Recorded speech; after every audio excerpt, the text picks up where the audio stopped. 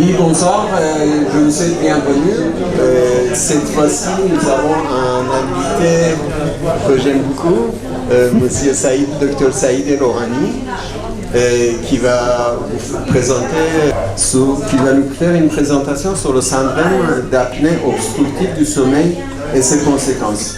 Je laisse le plaisir de présenter Dr Orani à Dr Nima Moradam, qui était un de nos membres du conseil jusqu'à récemment. Nima, Dr Orani a eu son doctorat à l'université Paris 5, ainsi par la suite son PhD ou son thèse de doctorat à l'université Paris 6. Il s'est spécialisé en rhumatologie, endocrinologie et maladies métaboliques, et en parallèle dans les pathologies de sommeil.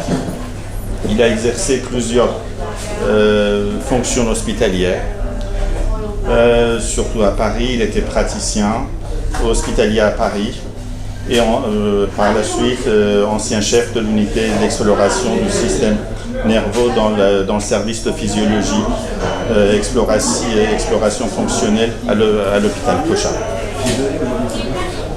En parallèle, il a eu une activité d'enseignement pendant plusieurs années et il a été auteur de plusieurs articles et aussi des chapitres de livres ainsi que des communications dans les congrès nationaux et aussi internationaux.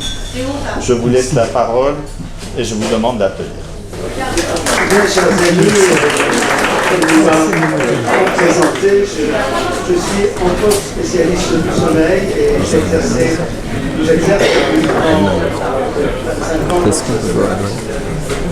C'est pour ça que j'ai pris ce sujet du syndrome d'apnée du sommeil et en particulier ses conséquences, parce que les conséquences de ce syndrome sont peu connues du grand public, à mon avis.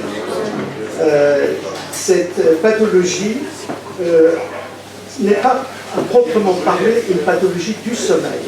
C'est une pathologie qui se manifeste pendant le sommeil. C'est pour ça qu'on dit syndrome d'apnée obstructive du sommeil. Les apnées, ça veut dire quoi? Ça veut dire arrêt respiratoire. Ces arrêts respiratoires peuvent être volontaires ou involontaires. La commande respiratoire, contrairement à la commande cardiaque qui est purement automatique, est une commande qui est à la fois volontaire et involontaire. Nous pouvons arrêter notre respiration. Mais lorsque nous parlons de syndrome d'apnée obstructive du sommeil, l'arrêt n'est pas volontaire, bien sûr, puisqu'il se passe pendant le sommeil. Ici, je vous présente un travail qui remonte à 1973. C'est un de mes maîtres qui est initiateur de ces images. C'est des images historiques, c'est de la paléolithique par rapport à la médecine, où on voit effectivement à gauche, à gauche par rapport à la gauche sur l'écran, ça fait à droite pour vous, à droite ce qu'on appelle un syndrome central, où la commande de la respiration s'arrête, et ici à droite, le syndrome, ou à gauche par rapport à votre... Non, à droite pour vous aussi, c'est bon. D'accord, à droite sur votre écran, un syndrome obstructif où la respiration s'arrête, vous voyez la flèche. Par contre, les efforts inspiratoires, c'est-à-dire le travail du diaphragme, se poursuit. C'est cela qu'on appelle un syndrome obstructif, c'est-à-dire un arrêt respiratoire par obstruction des voies aériennes supérieures. Bon, ça, ce sont des publications que nous avons faites dans le temps sur ce sujet. Alors, le sommeil est un phénomène extrêmement important de la vie biologique de l'homme, mais pas seulement de l'homme, de tous les êtres vivants. Le sommeil est un phénomène absolument universel, c'est-à-dire cette rythmicité circadienne qui est imposée à tout être vivant par la rotation de la Terre sur son axe, mais aussi par la rotation de la Terre autour du Soleil, est un phénomène universel. Tous les êtres vivants ont des phases de quiétude, d'activité, etc., qui passent de manière cyclique. Alors, chez l'homme et les mammifères supérieurs, évidemment, c'est un phénomène très complexe, extrêmement complexe, qui est créé par le cerveau. C'est un produit du cerveau. Et sa régulation est d'une grande complexité. Je n'entre pas ici dans le détail, c'est des cours que je donnais à la faculté étudiante. on parle de régulation. Il y a deux grands types de régulation pour le vivant. Il y a la régulation homéostasique, qui ont été découvertes au XIXe siècle, en particulier par le Bernard, et c'est la fondation, si vous voulez, le fondement essentiel de la médecine moderne ou de la physiologie moderne, et puis les régulations chronobiologiques qui sont liées à la rotation, justement, de la Terre sur son axe. Et puis ensuite, des régulations génétiques, et là, génétique, parce que le sommeil, notre sommeil est inscrit dans notre génome. Nous n'avons pas tous le même sommeil, nous avons des sommeils différents, des besoins différents de sommeil, et ceci est déterminé par notre génome. Alors, j'ai parlé de l'universalité du sommeil, et je dois dire, avant de passer là, que le sommeil chez l'homme est un phénomène qui évolue avec l'âge. Le sommeil de l'enfant est différent de le sommeil disons, du nourrisson est déjà différent de l'enfant. Et après, ce sommeil va évoluer en durée, en particulier jusqu'à l'âge les plus avancés, où finalement le sommeil se fragmente en plusieurs, et on sait que les personnes âgées font beaucoup plus facilement des siestes, ont besoin de faire des siestes, par rapport par exemple aux adultes les plus jeunes. Alors, en ce qui concerne le sommeil, pour l'étudier,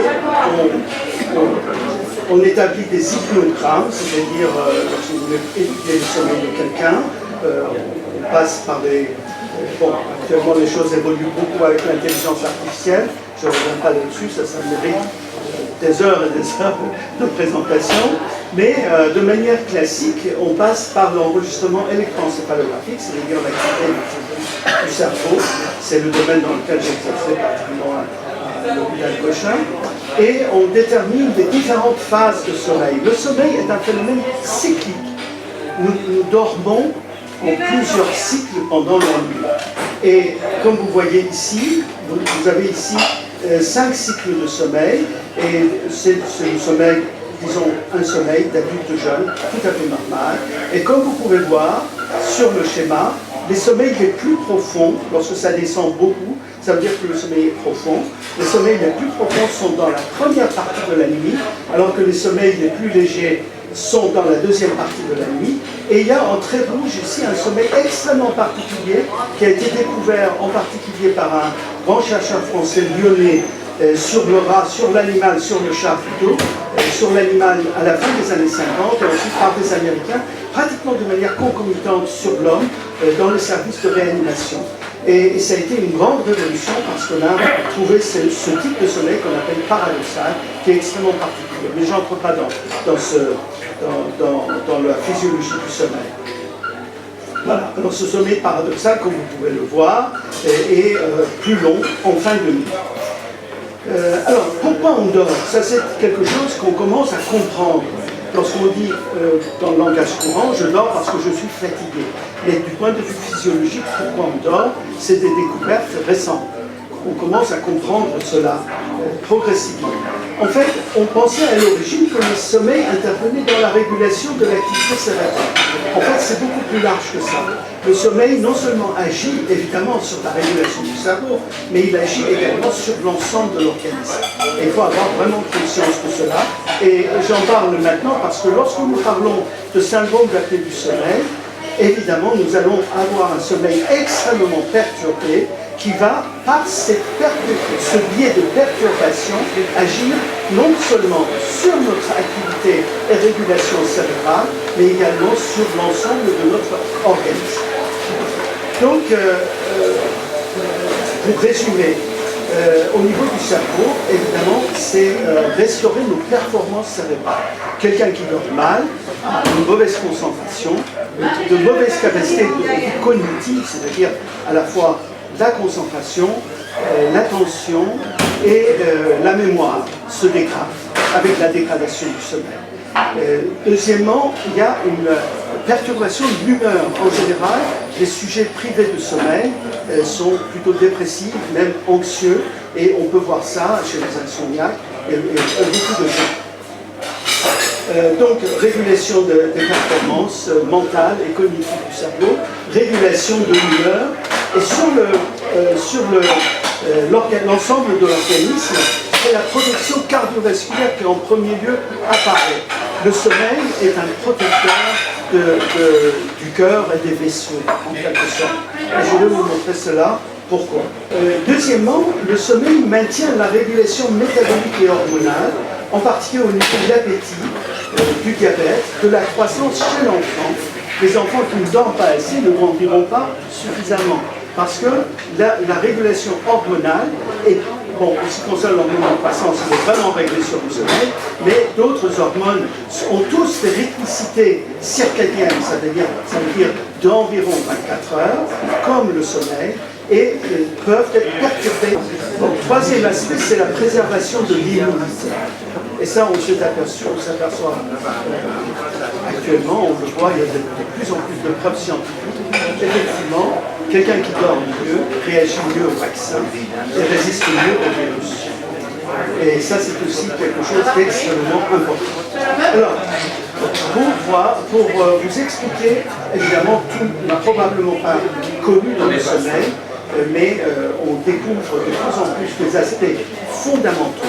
Alors je dois vous dire une chose, lorsque j'ai fait mes études de médecine en France, à l'hôpital prochain, effectivement, Paris 5, nous avions pratiquement 0 heure de cours sur le sommeil.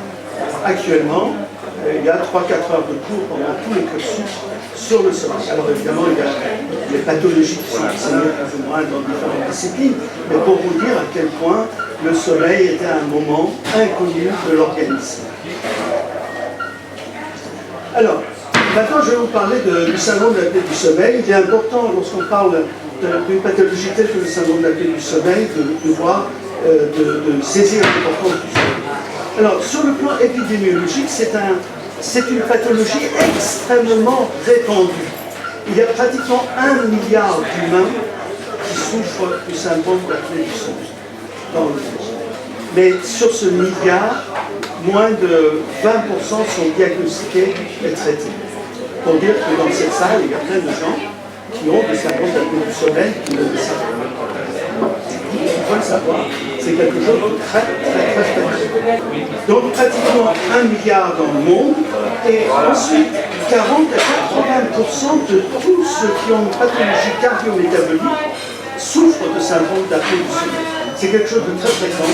Si un médecin, maintenant les cardiologues s'intéressent depuis quelques années à ces aspects, mais quelqu'un qui vient, que ce soit quelqu'un qui a un diabète, une pathologie cardiaque, vous faites un enregistrement, il est certain qu'il a dans un grand pourcentage de cas, un syndrome d'apnée du sommeil. C'est une maladie, alors cette maladie est une maladie multisystémique, comme je n'ai pas beaucoup de temps, je n'entre pas dans les détails, je vais vous l'expliquer plus tard. Multimorbide, ça veut dire qu'il est associé à d'autres pathologies chroniques. C'est-à-dire souvent, un syndrome d'apnée du sommeil est associé à un diabète, est associé à une insuffisance coronarienne, à des troubles de rythme cardiaque, etc. Et ensuite, multifactoriel, c'est-à-dire qu'il y a des facteurs environnementaux qui interviennent, des facteurs génétiques qui interviennent, etc. Alors, qu'est-ce que ça veut dire, syndrome d'apnée du sommeil? Ce syndrome est défini par des épisodes cycliques d'arrêt respiratoire.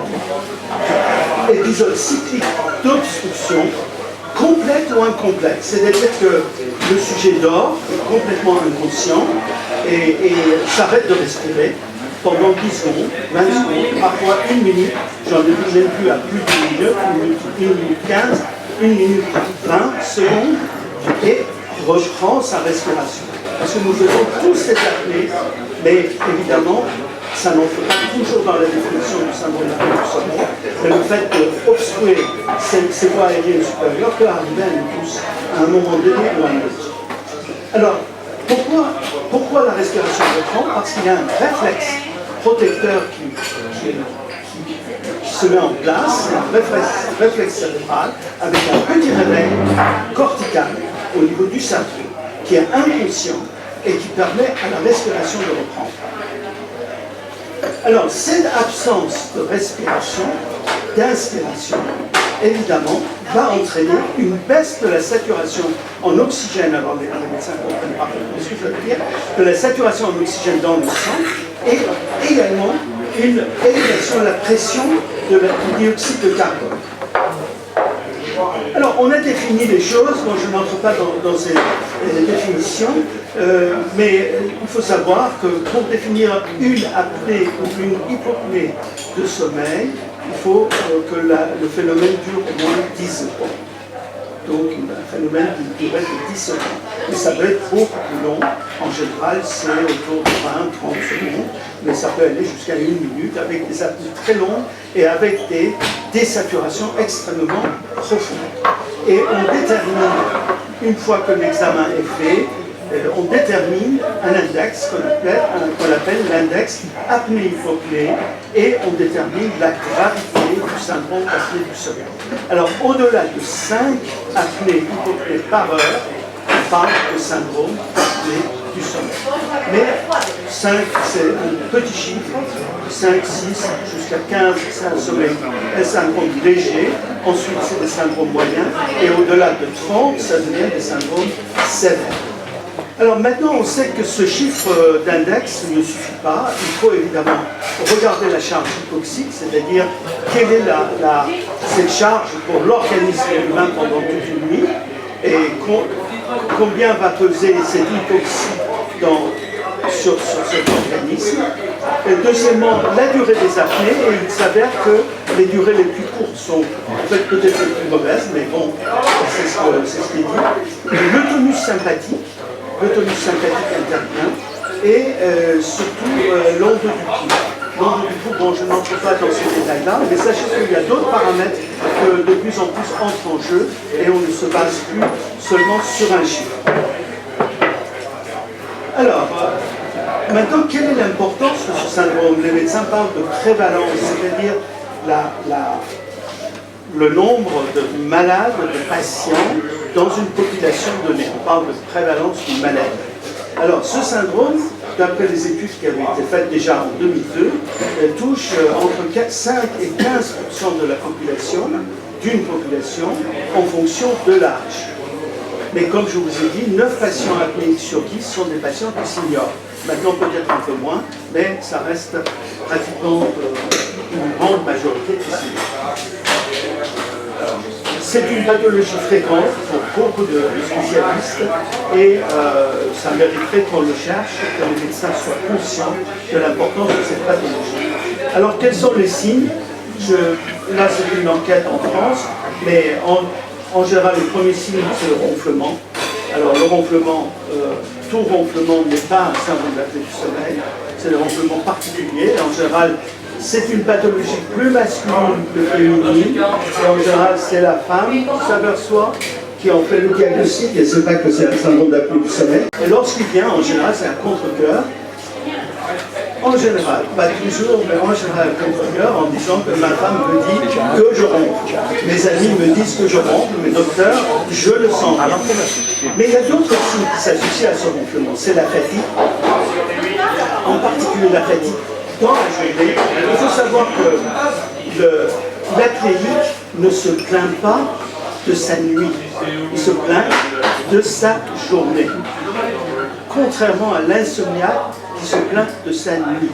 Un médecin qui peut voir tout de suite vers quoi s'orienter, il faut qu'il interroge sur la nuit et sur le jour. Il y a des signes pendant la nuit, par exemple le fait de se lever plusieurs fois pour aller uriner, c'est un signe de syndrome d'apnée du sommeil. C'est un signe d'un très donc, ou alors des réveils nocturnes ou des étouffements, effectivement, ou parfois une insomnie qui s'installe avec le syndrome d'apnée du sommeil. Mais en général, c'est dans la journée qu'on a les signes du syndrome d'apnée du sommeil. D'abord, on se réveille mal, on se réveille de gauche, comme on dit. C'est-à-dire qu'on n'a pas récupéré. Donc on est de mauvaise humeur, on a mal à la tête.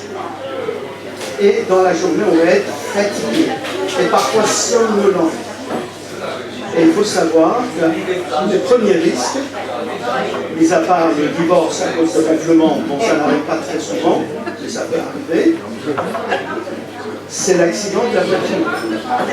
Parce que vous multipliez par 7 ou 8 lorsque vous êtes somnolent le risque de l'accident. Et si vous prenez un petit fond d'alcool avant de prendre la route, vous multipliez encore plus le risque d'accident. Il faut savoir que ces risques-là sont les premiers risques. Mais les risques qui viennent après, c'est toutes les conséquences du syndrome d'apnée du sommeil. Alors, je vais dire 2 mots sur l'origine de l'obstruction. C'est intéressant parce que ce qui se passe, en fait, c'est au niveau des voies aériennes supérieures. Ici, au niveau des voies aériennes supérieures, il y a une partie musculaire. Et lorsqu'un sujet dort, il perd du tonus musculaire. Le fait de perdre du tonus musculaire, heureusement, parce que sinon on ne dormirait pas. Si on reste comme ça, on ne va pas dormir. On perd le tonus, on se relâche, et même pendant le sommeil paradoxal, parce que le sommeil paradoxal est un moment particulier, il y a une atonie musculaire. Ce n'est plus une hypotonie, c'est une atonie. C'est-à-dire le sujet est paralysé. Paralysé pendant des minutes et des minutes, et ça revient. Le phénomène se rétablit, le sommeil lent revient, et évidemment, on est hypotonique. Alors, le fait d'être hypotonique ou atonique favorise l'obstruction des voies aériennes supérieures. Ça, c'est disons, un mécanisme essentiel pourquoi ça arrive pendant le sommeil et pas pendant l'éveil. Parce que pendant l'éveil, il y a aussi des réflexes protecteurs qui marchent très bien. Alors que pendant le sommeil, et certaines phases du sommeil, les réflexes plus ou moins bien marchent. Donc, cette atonie musculaire est le mécanisme de base.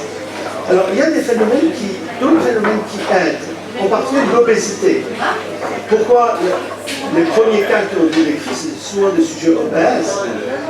Le syndrome de Pickwick, je ne sais pas si vous connaissez, qui est écrit par Dickens. C'est un gros sujet qui se réveille pour manger et se rendormir. Et se réveille pour manger pour se rendormir. Ça, c'est ce qu'on appelait, les médecins appellent classiquement, dans les tableaux historiques, le syndrome de Pickwick. Maintenant, ce n'est pas le cas pour le syndrome de l'apnée du sommeil. Les syndromes de l'apnée du sommeil peuvent être parfois des sujets tout à fait normaux pondérage. Tout à fait normal. Alors, il y a donc l'obésité qui intervient. Il y a l'anatomie maxillofaciale. Ceux qui ont des rétrognatismes, par exemple, des problèmes orthodontiques, etc. Il y a les obstacles ORL. Chez les enfants de 5 ans ou 3 ans, même les syndromes de l'apnée du sommeil peuvent exister à cause des grosses amygdales, par exemple. Même l'obésité chez l'enfant peut entraîner un syndrome de l'apnée du sommeil. Donc, tous les obstacles ORL et aussi disons, l'anatomie maxillofaciale peut influer là-dessus. Les réflexes protecteurs du pharynx. Parce que le pharynx, en fait, nous avons 17 muscles ici qui interviennent pour maintenir la continuité, disons, de la voie aérienne. Alors, ces 17 muscles sont coordonnés par des réflexes, par le mécanisme neuronal. Alors, évidemment, dans le sommeil, ces réflexes peuvent moins bien marcher et lorsqu'il y a une baisse de ces réflexes protecteurs du pharynx, les phénomènes peuvent se produire. Donc une atteinte plutôt ici fonctionnelle qu'anatomique. Et puis les mouvements liquidiens. C'est-à-dire la nuit, lorsque nous nous allongeons, vous savez que l'organisme fait à 60% de liquide, c'est comme une bouteille. Vous renversez votre bouteille, et bien les liquides se déplacent. Donc lorsqu'on s'allonge, les liquides qui sont dans les parties inférieures du corps remontent vers les parties supérieures. Voilà, donc en France, quand même, 20% des patients sont diagnostiqués. Et il faut savoir que 1,6 million de personnes actuellement se trouvent sous traitement par pression positive continue, avec un traitement classique, c'est-à-dire le syndrome de l'apnée du sommeil. Alors, voilà ce qui se passe, et je voudrais vous parler de ça. C'est la partie, pour moi, la plus intéressante. Alors, ici, nous avons un graphe qui est celui d'une voie électroencéphalographie qui mesure l'activité électrique du cerveau. En bas, nous avons une courbe qui montre la saturation en oxygène dans le sang en même temps. Là, nous avons le flux nasal et en bas la fréquence cardiaque. Alors regardez ici, le sujet s'engorge. Comme je vous ai dit, il y a une hypotonie qui s'installe. Progressivement, la voie aérienne va se fermer, va se bloquer et apparaître, vous voyez, un arrêt respiratoire. Vous voyez ici le flux nasal, la respiration s'est arrêtée. Vous voyez ici le mouvement respiratoire. Ici aussi, il y a un petit mouvement respiratoire, mais là, il n'y a plus de mouvement respiratoire. Donc, une apnée se produit. Lorsque l'apnée se produit, il n'y a plus d'oxygénation dans le sang. Il n'y a plus d'oxygène, c'est-à-dire le taux d'oxygène dans le sang, la saturation va baisser. Donc, il y a une chute de saturation en oxygène. Mais ici, un réflexe se produit, le cerveau se réveille, ça c'est un micro-réveil, la respiration reprend et la saturation en oxygène augmente. Ça c'est le phénomène de base, ce qui se passe au niveau du sommeil. Alors, dans les stades les plus disons, légers du syndrome d'apnée du sommeil, voilà, ça c'est le micro-réveil. Ah, une chose que je n'ai pas mentionnée, regardez ici la fréquence cardiaque, ça c'est très très important. La fréquence cardiaque relativement régulière, au moment de la reprise respiratoire, il y a une élévation de la fréquence cardiaque et même de la tension artérielle. Donc, quelqu'un qui fait, par exemple, disons 30 apnées chaque heure, 30 fois, ce phénomène se répète.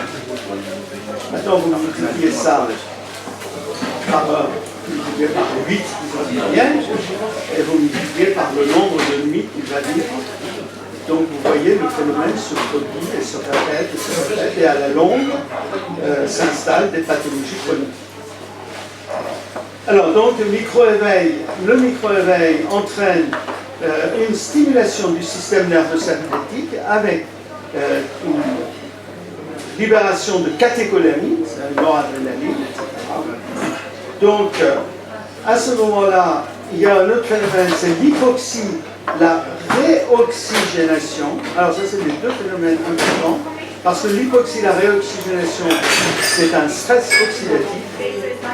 Ça se passe au niveau cellulaire avec la production de molécules qu'on appelle des radicaux libres, qui sont responsables du vieillissement. Et comme le système antioxydant est insuffisant, y compris dans le syndrome d'apnée du sommeil, eh bien, on va vieillir un peu plus. Et tous les phénomènes au niveau vasculaire et cellulaire qui se passent, qui peut entraîner par exemple une ischémie coronarienne, etc.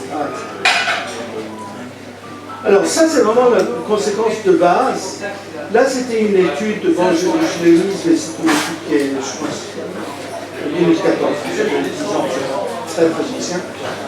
Il montre ses conséquences sur le plan cardiovasculaire, vous voyez, dans ce cohorte qui était sur une étude basée sur 22 centres avec plus de 12 000 sujets, et on a évalué la prévalence des comorbidités dans le syndrome d'apnée du sommeil.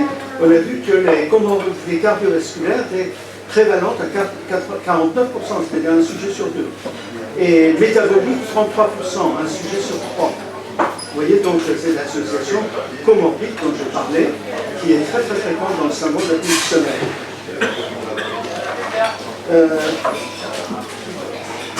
Les risques d'accidents de voiture, etc., je vous en ai parlé. Voilà. Alors, ces conséquences métaboliques, résistance à l'insuline avec l'apparition d'un diabète de type 2. Il faut savoir que le diabète, dans un service de diabétologie, je ne sais pas si je l'ai compris, mais vous allez trouver alors, de très nombreux syndromes d'apnée du sommeil chez les patients. C'est une association très très importante. Maintenant, il faut savoir que le syndrome d'apnée du sommeil est aussi un facteur de risque indépendant du diabète. Le syndrome métabolique, la prise de poids, l'anicturie dont je parlais, les dysfonctionnements sexuels, etc. Les problèmes cardiovasculaires avec l'hypertension, c'est fréquent l'association. Une hypertension qui n'arrive pas à être régulée, il faut toujours chercher un syndrome d'apnée du sommeil. Comme un diabète mal régulé, il faut chercher un syndrome d'apnée du sommeil. Les accidents vasculaires cérébrales, l'infarctus du myocarde, les insuffisances cardiaques, c'est une association forte avec le syndrome d'apnée du sommeil. Sur le plan comportemental, c'est ce que je disais, les troubles cognitifs, amnésie, l'irritabilité, difficulté de concentration, vieillissement prématuré, dépression, etc. J'ai eu un patient, enfin il est toujours là, qui avait 93 ans à l'époque où je l'ai eu. Bon, lorsqu'on a 93 ans, on dit bon, on va le laisser, on fait. Mais, et lui et sa femme ont insisté pour avoir le traitement de PPC, parce que le monsieur était tellement de mauvaise humeur lorsqu'il avait pas sa machine, c'est sa femme, il m'a dit il faut le tenir sur la machine. C'est insupportable. Alors donc, pour vous dire qu'effectivement, l'irritabilité, etc., sont consultées, c'est une régulation cérébrale. Et puis ensuite, la somnolence excessive. Alors, comme je vous ai dit tout à l'heure, notre sommeil est inscrit dans notre génome. Et qu'en fonction de notre génome, nous avons des sommeils différents. Certains ont besoin de plus de temps de sommeil, d'autres de moins de temps de sommeil, etc. etc. Et certains sont plus résistants à la somnolence que d'autres. Ça aussi, il faut le voir. Alors, ces syndromes d'apnée du sommeil qui ne ressentent pas grand-chose, moi je leur dis souvent qu'ils n'ont pas de chance, parce qu'ils n'ont pas de protection. Ils pensent qu'ils n'ont rien parce qu'ils ne ressentent pas grand-chose. Alors, ceux qui sont fatigués, somnolents, acceptent très bien leur traitement, parce que tout simplement, le jour où ils n'ont pas leur traitement, ils sont tellement mal. J'avais un patient qui était parti en vacances. Je ne prends pas mon appareil pour mes vacances. Alors je lui dis, mais tu as laissé aussi la maladie chez vous. La maladie, évidemment, il l'a pas emportée avec lui. Et il est revenu, il m'a dit, je l'ai regretté parce que tous les autres étaient en forme, mais moi je dormais tout le temps et je ne pouvais rien visiter, j'étais fatigué et j'étais de mauvaise humeur, etc. Donc ceux-là, c'est très bien, ils font bien leur traitement. Mais s'ils ne ressentent pas ce besoin, ben, ils lâchent à un moment donné. Ça se comprend, c'est humain. Voilà, donc il y a des comorbidités très très fréquentes. Bon, ici il y a toute la liste. Je ne reviens pas. Alors ici, je voulais vous présenter un cas. Ça s'appelle une polysomnographie.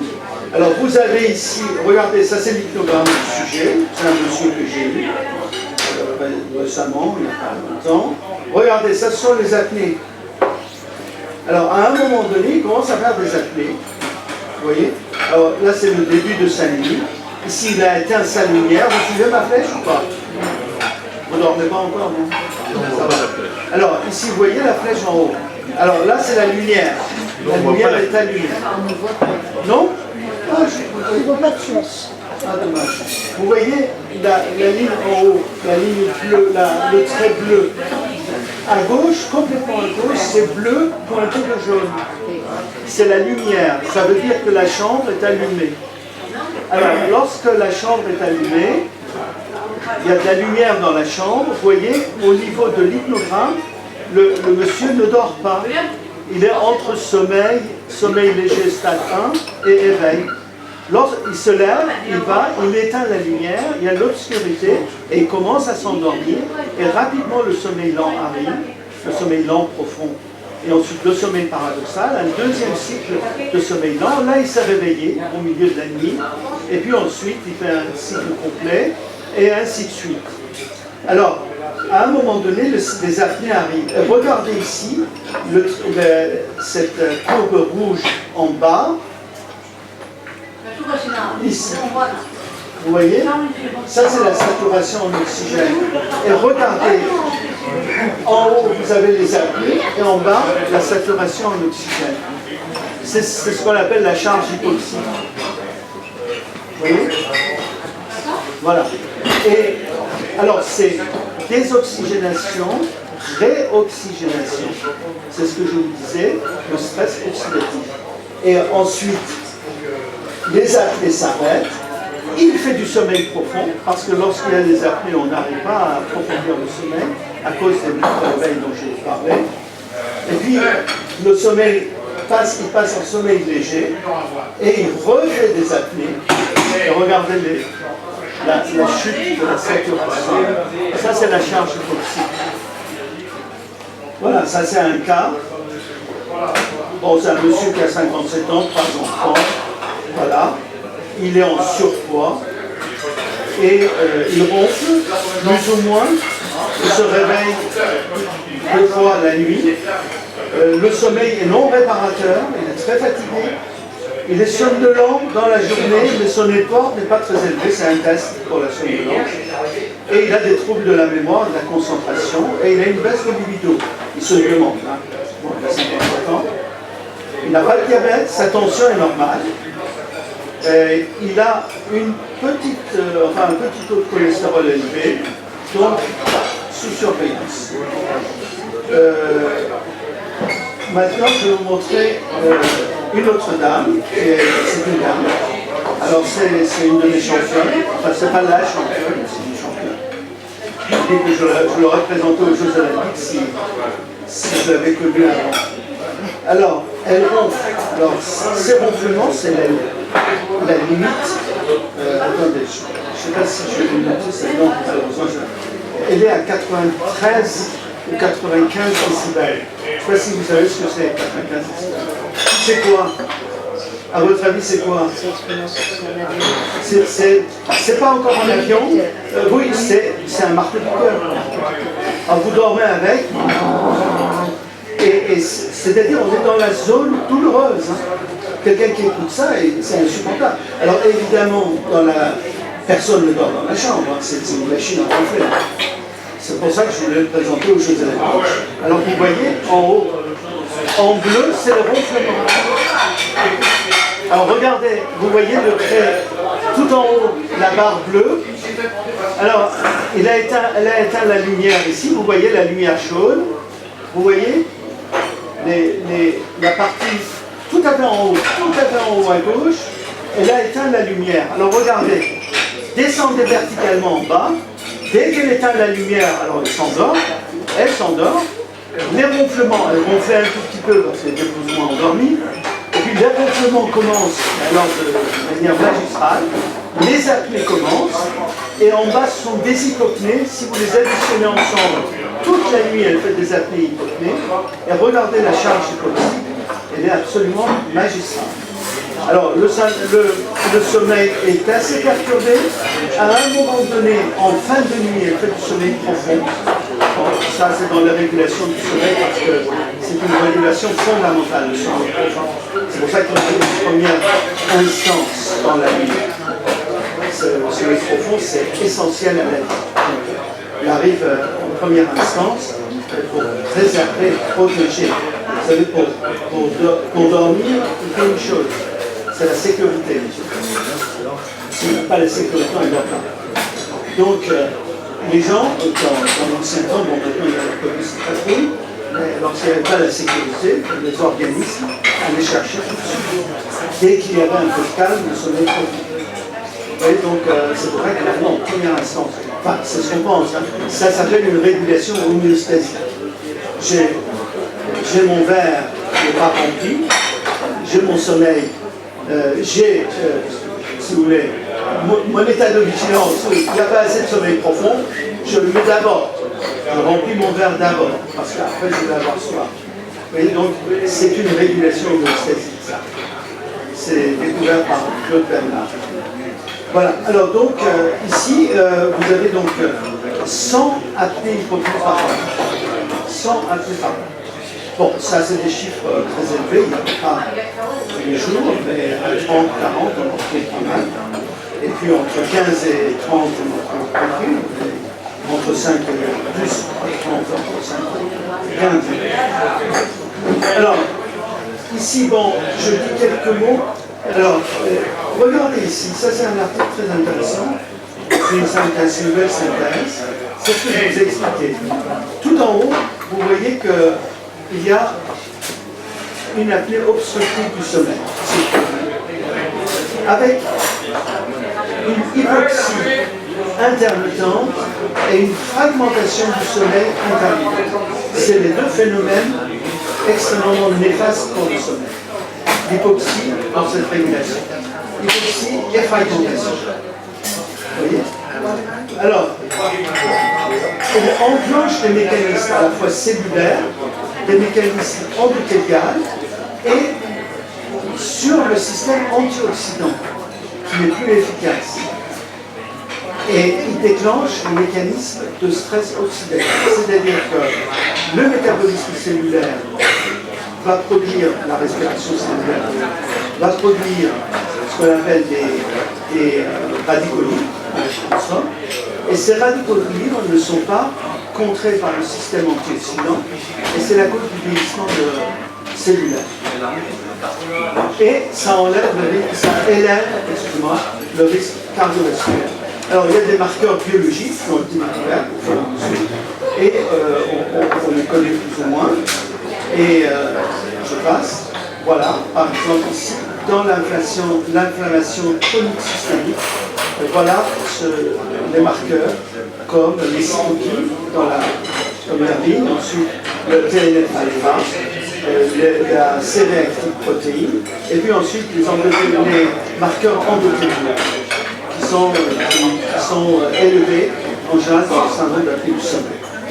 Voilà, alors ça c'est l'inflammation chronique systémique. C'est quelque chose, si vous voulez, c'est une inflammation à bas de pas grave. Lorsque vous recevez un choc sur le bras, par exemple, sur le corps, il y a une inflammation aiguë qui se produit avec des phénomènes très très parlants. Il y a une édème, une rougeur, une inflammation cellulaire, etc., qui se produit. Ici, le phénomène est silencieux et avec des variations très faibles de tous ces facteurs. Mais c'est un phénomène chronique. C'est une inflammation chronique. C'est-à-dire qu'il fait son travail tout le temps. C'est ça qui va, en somme, entraîner toutes les pathologies. Alors, vous voyez ici, je donne un exemple. Par exemple, pour le TNF-alpha, regardez les taux. Ici, c'est un sujet à gauche, un sujet qui n'a pas de syndrome d'apnée du sommeil. Au milieu, un sujet qui a un groupe de sujets qui a un syndrome modéré, et à droite, un syndrome sévère. Donc vous voyez, ce marqueur augmente en fonction de la sévérité du syndrome. Alors il est plus élevé dans le syndrome de l'apnée du sommeil, évidemment.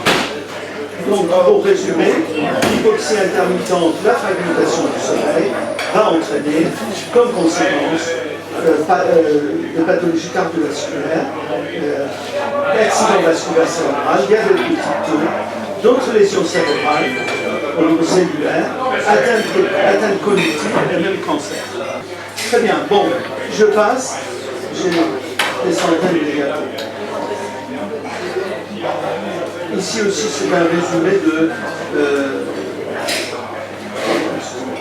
résumé des mécanismes d'inflammation systémique qui se produit dans le syndrome d'apnée du sommeil. Alors, il faut savoir que la forme féminine et masculine n'est pas tout à fait identique. Et ça, sur le plan clinique. Je n'entre pas dans le détail.